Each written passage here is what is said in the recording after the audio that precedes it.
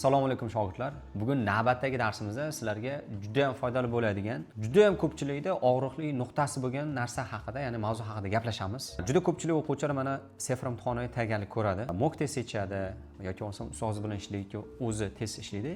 Testi zo'r chiqadi. Sefr B2 chiqadi yoki sefr C1 chiqadi va mana shunaqa holat juda ko'pchilikda bo'ladi.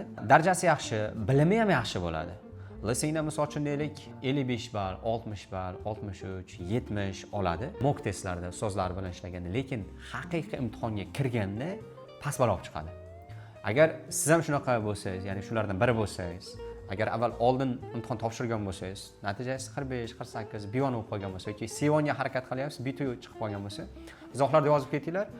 Sababi men juda ko'pchilik o'quvchilar bilan gaplashaman, onlayn, offlayn. Aytishadi, "Domla, menda bilim yaxshi, tayyorgarligim zo'r bo'ladi, mana test eshitdim ham, deylik 60 ball chiqyapti, listeningdan, readingdan 62 ball, 65 ball chiqyapti, lekin haqiqiy imtihonga kirdim, 2 marta kirdim, 3 marta kirdim. Ba'zilar aytadi 7 marta kirdim, lekin yiqilib qoldim, 45 bo'lib qoldi, 48 bo'lib qoldi, 50 ball bo'lib qoldi, 1 ball yetmay qoldi va hokazo deyshadi. Va bu bilan bog'liq 3 ta muammo bor. Agar siz ham keyingi misol 2 oy ichida yoki 3 oy ichida, 6 oy ichida sefr imtihonini topshirmoqchi bo'lsangiz, mana shu 3 ta narsa ustida ishlashingiz shart. Sabab ming zo'r bo'lsangiz ham, geniy bo'lsangiz ham, bilimingiz yaxshi bo'lsa ham, agar mana shu 3 ta narsa ustida ishlamasangiz, siz ham sefr imtihonida, ya'ni haqiqiy sefr imtihonida past ball olishingiz mumkin. Va mana shu 3 ta narsani, 3 ta muammoni ko'rsatib beraman. O'zi 10 ga yaqin muammo bor, lekin mana shu 3 ta narsa, ya'ni mana shu 3 ta jihat aynan sizda haqiqiy imtihonda o'tirgan paytingizda yiqilishingizga sabab bo'ladi. Bu 3 ta muammoning birinchisi time management bilan bog'liq, ya'ni vaqt. Vaqtni boshqarib bo'lmaydi, vaqtni taqsimlab bo'ladi. Mana shu oltin qoidadan eslab qolishingiz kerak, ya'ni vaqtni hech qanaqa siz boshqara olmaysiz. Sizga misol uchun 3 soat berildi. Listeningda ishlashingiz kerak, readingda, writingda ishlashingiz kerak, yozib chiqishingiz kerak. 3 soat berildi, boshqara olmasligingiz mumkin, lekin to'g'ri taqsimlashni o'rganishingiz kerak. Va yana bitta narsani aytishim kerak, mana shu hozir aytadigan 3 ta jihat ustida siz kamida 1,5 oy, 2 oy, 3 oy ishlashingiz kerak. Va bu 3 ta narsa birdan misol uchun 1 hafta ichida yoki 3 kun ichida yoki 2 kun ichida to'g'rilab bo'lmaydi. Birinchi muammo aynan mana shu time management bilan bog'liq. Qanday bo'ladi desa, misol uchun listening paytida o'quvchilar nima qiladi? Pauza bo'ladi yoki bo'lmasam eshitib oling deb turib vaqt beradi. O'sha paytda savollarni o'qib chiqmaydi. Tez, misol uchun deylik, mana bu ruchka bo'layotgan bo'lsa, yashin tezligida o'qib chiqish kerak bo'ladi. Yoki bo'lmasam reading bo'laydigan bo'lsa, oson savollar, har bitta savolga taxminan misol 1 daqiqa 20 sekund vaqt sarflash kerak. Lekin o'quvchi nima qiladi? Bitta savolda qotib qoladi. Bitta savolga 1 daqiqa 20 sekund vaqt sarflash kerak. Qancha sarflaydi? 2,5 daqiqa, 3 daqiqa sarflab qo'yadi.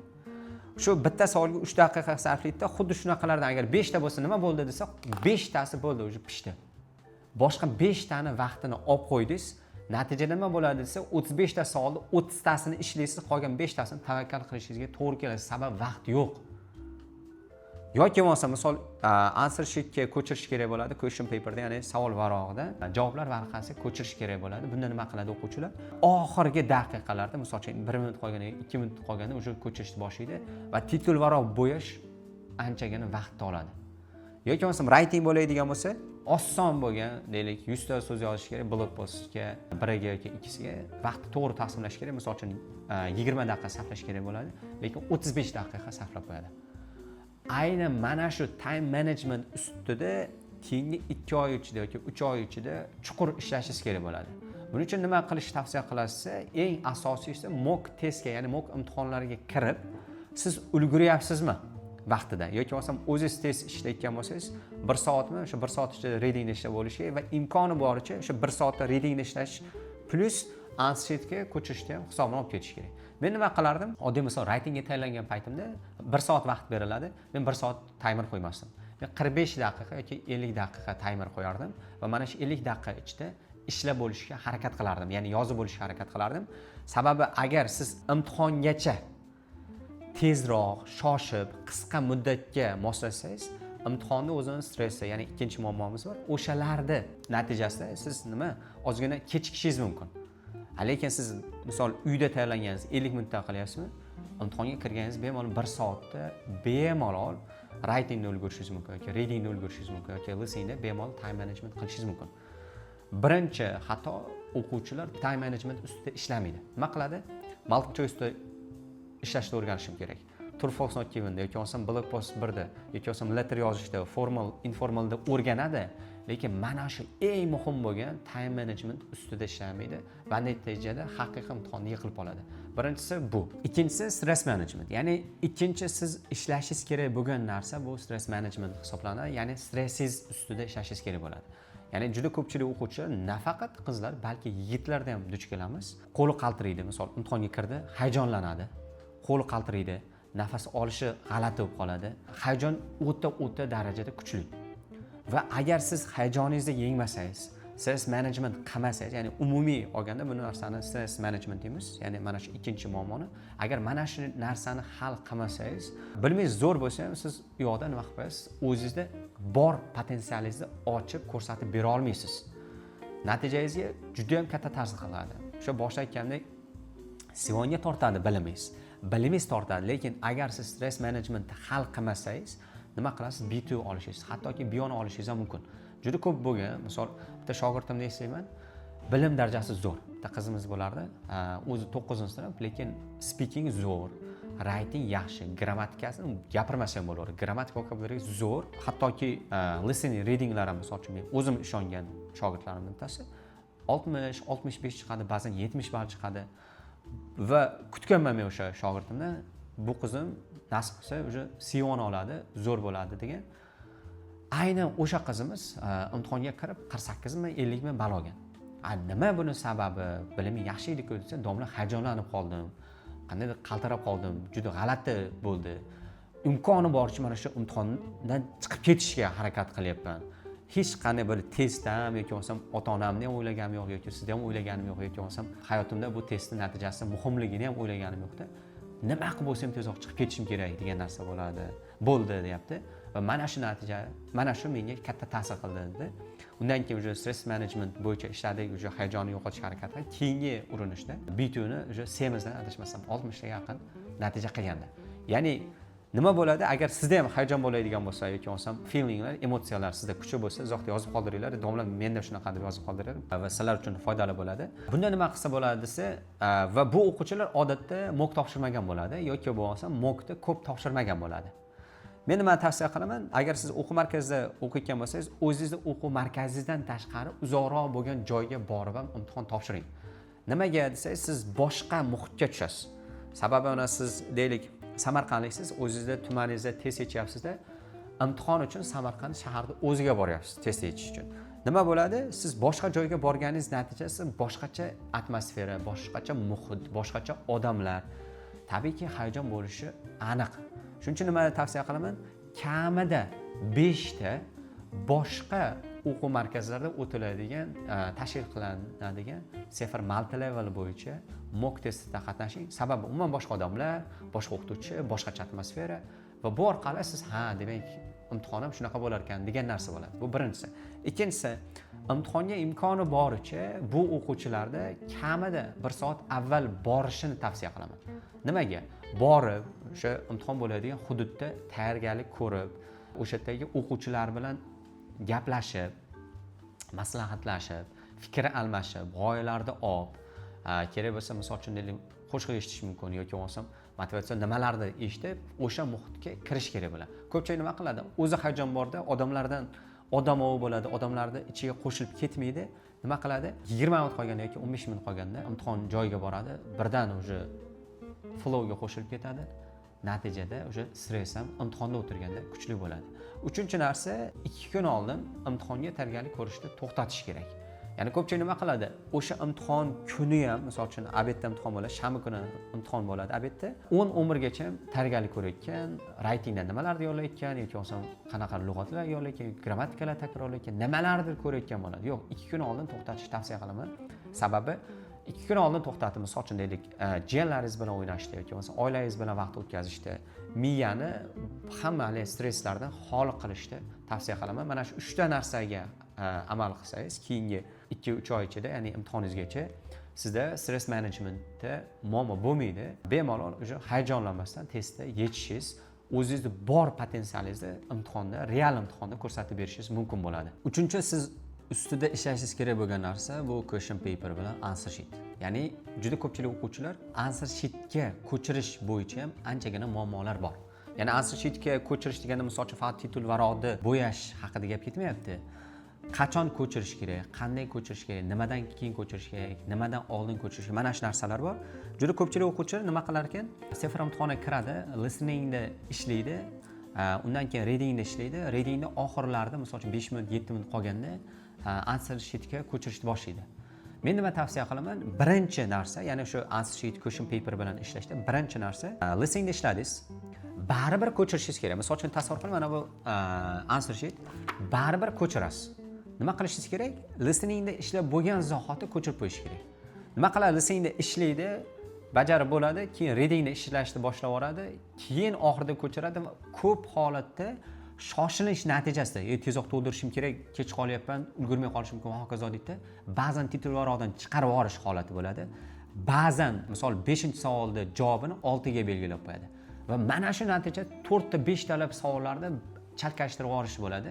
Aynan mana shuning uchun question paper, answer sheet bilan ishlashga odatlaning. Hozir misol uchun deylik, uyingizda test ishlayotgan bo'lsangiz ham maslahatim answer sheet chiqarib turib ko'chirishga odatlaning. Mockga qatnashganingizda ham tabiiyki xuddi shunday tashkil qiladi odatda ko'p o'quv markazlari va mana shu answer sheetga kamida, misol deylik, siz 100 ta mock test yechyapsiz, imtihonga kirguningizgacha 100 ta mock test yechyapsizda, kamida 30 ta 40 ta titul varaqqa javoblarni ko'chirgan bo'lishingiz kerak. Vaqtga qo'ygan holatda. Bunda nima bo'ladi desa, siz uje pishib qolgan bo'lasiz. Siz imtihonga kirganingizda misol uchun, shoshma, misol uchun deylik 5 minut ichida men titul varaqqa odatda bo'yab olardim. Davay, endi 7 minut hisobini olishim kerak, sababi imtihonda o'tiribman. Bo'ldi, mana shunday ishlanadi. Yana nima qilinadi desa, deylik, titul varaq bo'lyapti, baribir listeningda ishlayapsizmi? Davay, listeningda ishlab bo'ldingizmi? Sirazi ko'chirib qo'ying. Readingni ishladingizmi? Bo'ldi, readingdan keyin sirazi ko'chirib qo'yishga odatlaning. Writing bo'yicha ham xuddi shunday answer sheet bilan ishlashda muammo bor. Nima qilinadi desa, juda ko'pchilik o'quvchilarda guvohi bo'laman. Answer sheet o'sha writing paper berildi yozish uchun juda ko'p vaqtini reja tuzishga ketkazib yuboradi. Misol uchun deylik, rejani yozib chiqadi. Ba'zi o'quvchilarda shunaqa odati bor ekan, agar mana shunaqa odatingiz bo'lsa, bugunoq yo'qotishingiz kerak, hal qilishingiz kerak. Avval qoralamaga yozib olar ekan. O'zi misol uchun deylik, qoralamaga yozib olar ekan yoki bo'lmasa bitta varaqqa yozib olar ekanda, o'sha asosiy gaplarini, ancha narsani, ba'zilar o'sha to'lig'icha yozib olar ekanda, keyin baqib ko'chirishga qilar ekan, odatlangan ekan. Va bu narsa juda ko'pchilikni vaqtini oladi. Answer sheet bilan ishlashdagi yana bitta hatto one word only deganmi bo'ldi. One word, ya'ni bitta so'z yozish kerak deganmi, bitta so'z yozish kerak. Ikkita so'z yozish kerakmi, ikkita so'z yozish kerak. Yoki bo'lmasam noun yozish kerak bo'ladi, verb yozib qo'yadi. Yoki bo'lmasam verb so'raydi, adjective yozib qo'yadi. Ya'ni sizdan nima so'ralgan bo'lsa, aynan shuni yozishingiz kerak. Listening bo'yicha misol uchun eshitganingizni yozishingiz kerak. Misol uchun interested-da, listeningda siz interested yozmayapsiz, interesting deb yozib qo'yasiz. Mana shu kabi, ya'ni answer sheet bilan ishlash da bor bo'lgan hamma muammolaringizni imtihongacha siz hal qilishingiz kerak bo'ladi. Ya'ni mana shu aytilgan, ya'ni time management bo'yicha, stress management bo'yicha plus mana shu answer sheet bilan, question paper bilan ishlashdagi muammolarni hal qilasiz. Keyin haqiqiy imtihonda bor potensialingizni ko'rsata olishingiz mumkin.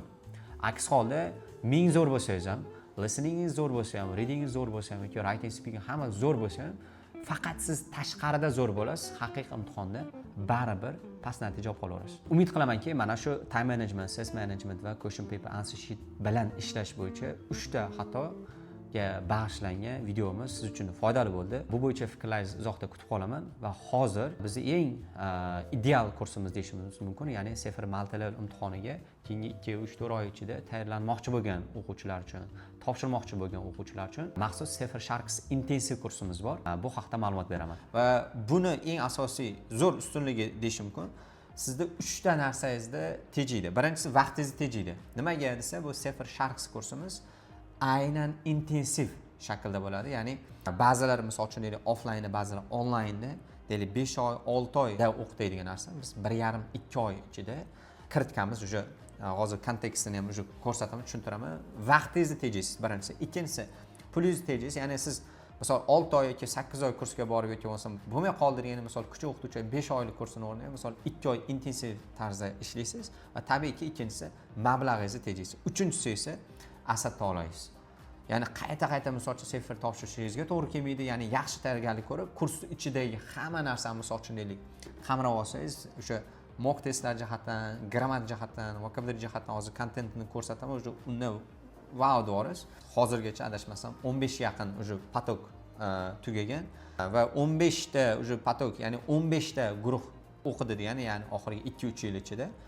Bu ba'zi o'sha shakllanib bo'ldi bizda. Ya'ni tajriba jihatdan ham, o'quvchilar bilan ishlash jihatdan ham, o'sha bizdagi materiallar jihatdan ham aynan mana shu sababli biz 3 ta narsani, ya'ni vaqtingizni tejashingiz, mablag'ingizni va asab to'lalaringizni tejashingiz mumkin bo'ladi. Sefir shars kursimiz qanday bo'ladi, qanday tartibda bo'ladi? Aynan mana shu bo'yicha men ma'lumot berishga harakat qilaman va ma'lumot berishdan oldin bitta narsani tushuntirishim kerak. Bu aynan meni shu 10 yillik tajribam, undan tashqari siz bilan 3 ta o'qituvchi ishlaydi bu va undan tashqari 4-sinf bo'lib turib sefir B2 olgan shogirdlarimiz bor. 6-sinf, 7-sinf bo'lib turib sefir B2 yoki bo'lmasam 8-sinf, 9-sinf bo'lib turib sefirdan C1 olgan shogirdlarimiz bor. O'sha offlaynda ham, onlaynda ham har yili shu 500 ta, 1000 ta o'quvchilar o'qib natija qilishadi. Mana shu tajribamizga asoslanib turib biz mana shu kursni tayyorlaganmiz va ba'zi bir natijalarni, fikrlarni o'sha ko'rishingiz mumkin bo'ladi. Ekranda mana ko'rsatamiz. Mubinaxon bizda kursda o'sha talabalarim o'qiydi, maktab o'quvchilari, o'qituvchilar ham o'qiydi.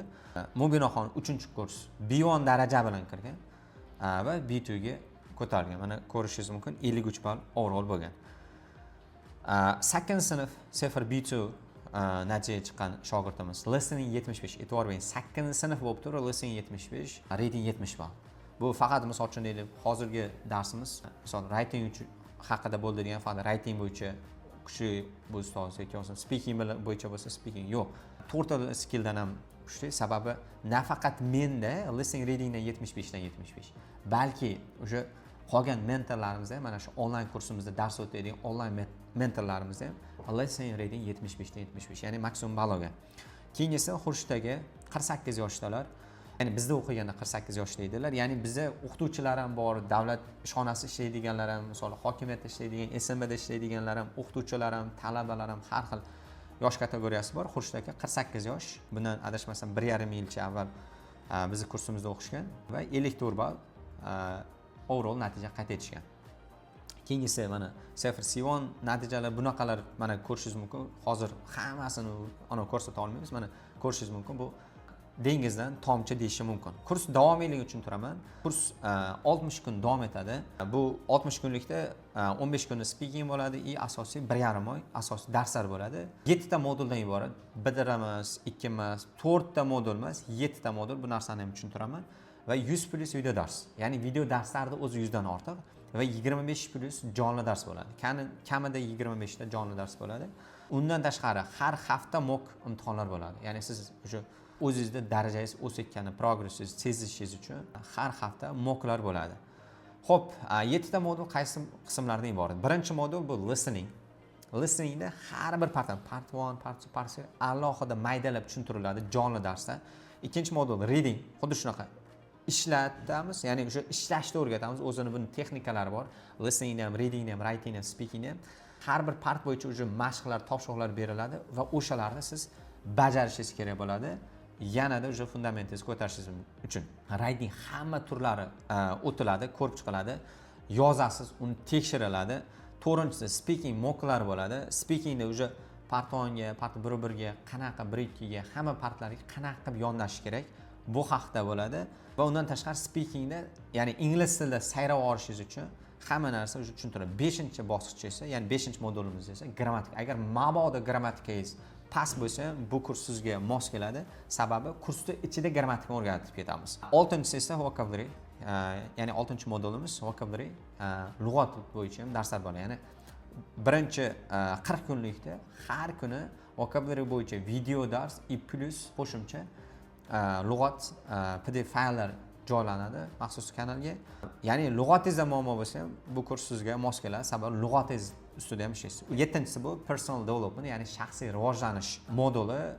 Men shogirdlarimni nafaqat offline, balki onlayn shogirdlarimni prosta anavi bo'lishini xohlayman. Shuning uchun aynan shu dunyo qarashini rivojlantirish uchun, aynan shu 10x mindsetga ega bo'lish uchun shaxsiy rivojlanish video darslarini qo'shganmiz. Bu 10 ga yaqin video darslar bor. Bular ham o'z ichiga qamrab olinadi, ya'ni kurs ichida.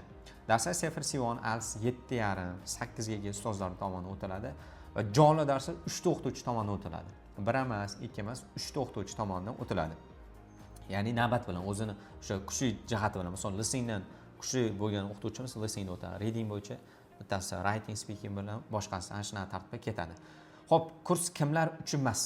Birinchisi, agar maqsadingiz aniq-tiniq bo'lmasa, bu kurs siz uchun emas. Agar darajangiz beginner bo'lsa va elementary bo'lsa, bu kurs siz uchun emas. Tushuntira oldimmi? Pre-intermediate darajada va undan yuqori bo'lsangiz, bu safar shaxs kursimiz aynan siz uchun. Endi va maqsadingiz aniq bo'lsa, ya'ni men misol imtihonga kiraman, bittada yirtib chiqaman degan ichingizda yonib turgan narsa bo'lsa, maqsadingiz aniq bo'lsa, bemalol kirishingiz mumkin. Yana kursda kimlarni kutaman? Maktab o'quvchilari, abituriyentlar, magistratura yoki doktoranturaga harakat qilayotgan talabalarni va o'sha maktabda mana hozirda talab qilinyapti B2 sertifikat bo'lishiga yoki bo'lmasa C1 ga harakat qilayotgan o'qituvchilar uchun mos. Endi ikki xil kurs bor. Birinchisi Safar Foundation kursi, ikkinchisi Safar Multi Level kursi. Agar siz darajangiz misol uchun pastroq, pre-intermediate darajada, misol 3 oydan keyin, 4 oydan keyin, 5 oydan keyin yoki 6 oydan keyin topshirmoqchi bo'lsangiz yoki 7 oydan keyin topshirmoqchi bo'lsangiz, Safar Foundation kursi aynan siz uchun. Ikkinchi kursimiz esa Safar Multi Level. Bu keyingi misol 1,5 oy, 2 oy, 2,5 oy uzoq 3 oy ichida agar Safar topshirmoqchi bo'lsangiz, Safar Multi Level kursimiz aynan siz uchun. Ya'ni o'sha har bir patogimizda ikkita kurs bo'ladi. Bittasi Safar Foundation, ikkinchisi Multi Level. Ya'ni darajasiga qarab bo'linadi. Agar misol darajangizni bilmasangiz ham muammosi yo'q. Hozir ro'yxatdan o'tish bosqichini tushuntiraman. Ro'yxatdan o'tganingizda siz bilan adminlar bog'lanishganda sizni o'sha darajangizga qarab turib guruhga qo'shishadi. Endi bu faqat mana bu 7 ta moduldan tashqari bitta narsani aytishim kerak. Juda ko'pchilik o'quvchilar kursga qo'shilishni eng asosiy sababi nimaga qo'shildingiz deb biz so'rovnoma o'tkazganmiz yoki so'raganmiz. Kursni ichida yo'q narsani o'zi yo'q. Listeningda muammo bormi? Bo'ldi. Problema hal. Readingda muammo bormi? Speakingda, writingda, grammatikadami, vocabulary'dami nima muammo bo'lsa, hammasi shu kursning ichida bor. Endi bundan tashqari qo'shimchasiga men har doim Safar shaxs kursim o'quvchilari uchun bonus beraman. 10 ta bonus bor, 10 ta bonus bor.